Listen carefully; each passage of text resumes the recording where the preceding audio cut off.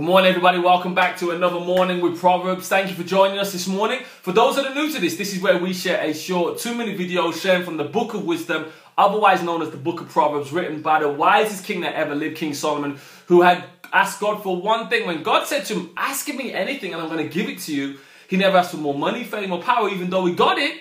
What he did ask for, he says, God, give me more of your wisdom and knowledge so I know how to really be successful in this life. And that's what God gave him. Now, that's why we have the book of Proverbs, so we know how to be successful, okay, in this life, by taking on God's wisdom and knowledge. So let's really get into this. We're still reading from chapter 18, for those taking notes, verse 22, and it reads this: He who finds a wife finds what is good. This is part 3 of this verse. Now, this is something that we've been talking about. This is the final time we're going to talk about this thing. But I really wanted to bring you this final point about finding a wife and what is good. And I truly believe that I found a wife and I found what is good. And I tell you why, for this final point. It brings you accountability, right? It is easy for me to fake it in the church and go, oh man, Denzel's this great guy. He's so giving, he's so this, he's so cheerful.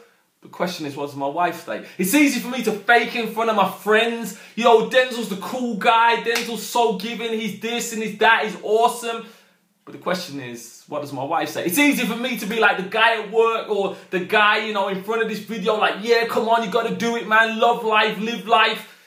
But the question is, what does my wife say? Okay? Because, you know, the Bible says when 2 people get married, right? They're no longer 2, they become 1. So the thing is, what God's also showing here, when they 2 become 1, is that your wife will know you. Guys, you can't fake it to your wife.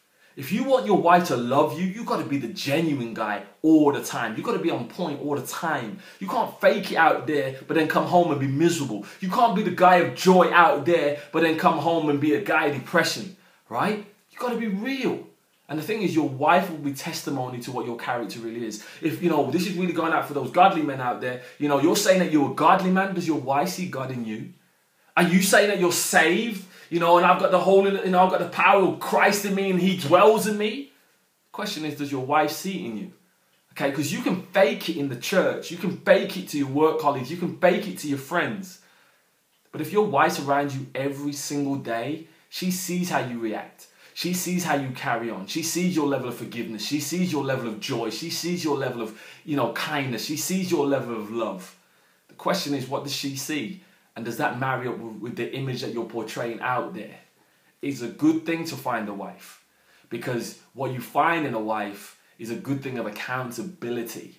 All right? She will really let you know where it's at. She will really let you know how you're doing. You know? I want my wife to be saying the same things that my friends do. I want my wife to see the same things that I portray to the world. And if not, I ain't going to fake it to them. I got to be real with my wife. All right? So God bless you. This was the last day. Yo, my final thing is this. If God says it's good, it's good. Find a wife, guys. Find a good woman. Settle down with her. Be committed. Right? Find love. Learn how to love. Right? Get accountability to change. Do you understand what I'm saying? Don't think about you can do it on your own. No, one man is an island. God knows that you wasn't meant to be on your own. So go out there and find love. God bless you. Hope you're blessed. As we always say, every Gen, hope God's gift to us is life. What we do with that life is our gift back to God. A little bit longer today, so I apologize, but last one. No more white talk. All right, God bless you. See you soon.